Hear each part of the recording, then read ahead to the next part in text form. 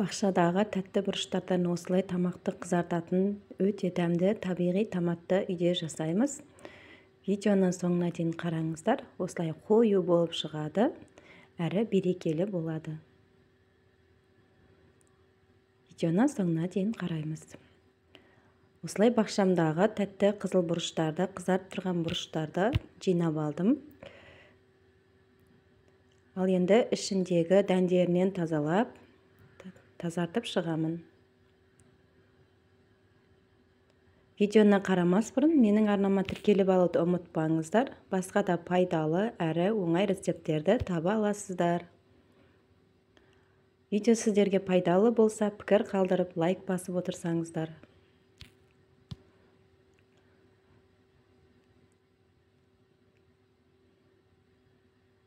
Дәндерінен осылай тазартып аламыз.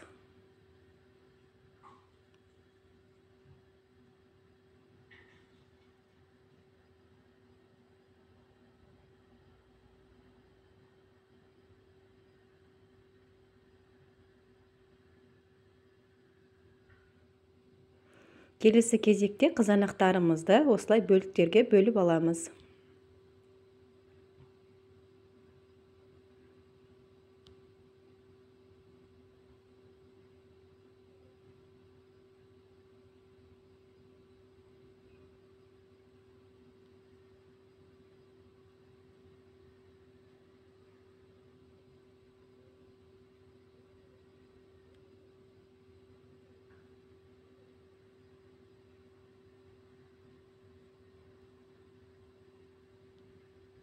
Осылай барлығында бөліп аламыз.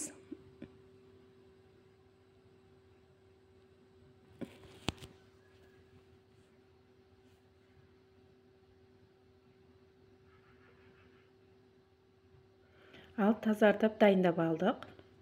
Ал енді ыдысымызға саламыз.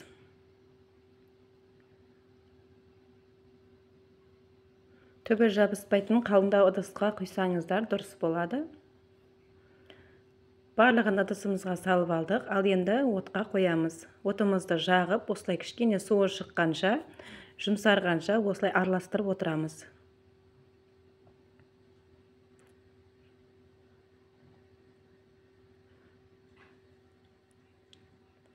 Жұмсарғаннан соң блендермен осылай өткіземіз.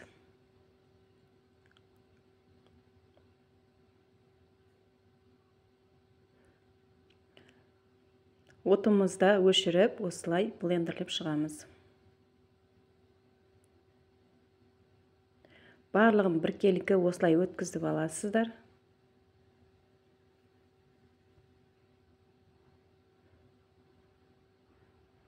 Осы рецептпен жасап көріңіздер.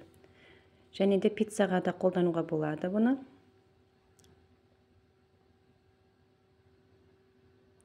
Бір тегіс осылай өткізіп аламыз. Ал енді қазанымызға құямыз.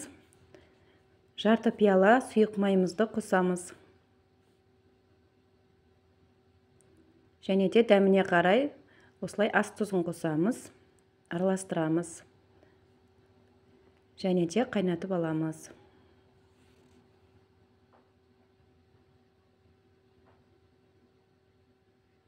Қайнатқан кезде астын қозғап отырасыздар араластырып, жабысып қалмау үшін.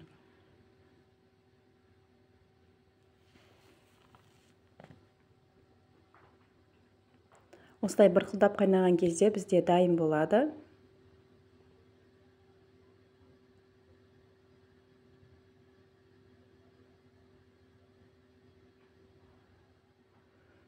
Ал енді өзімізге қажетті банкаларымызды қайнаған су құйып стерилдеп аламыз.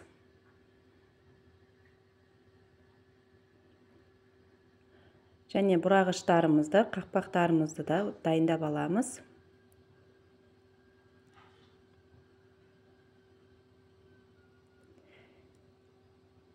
Дәл осы құраммен менде 3 банка және де кішкене банка болып шығады.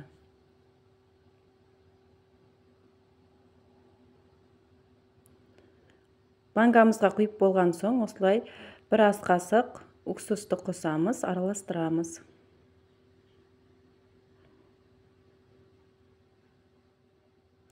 қақпағын орап шығамыз.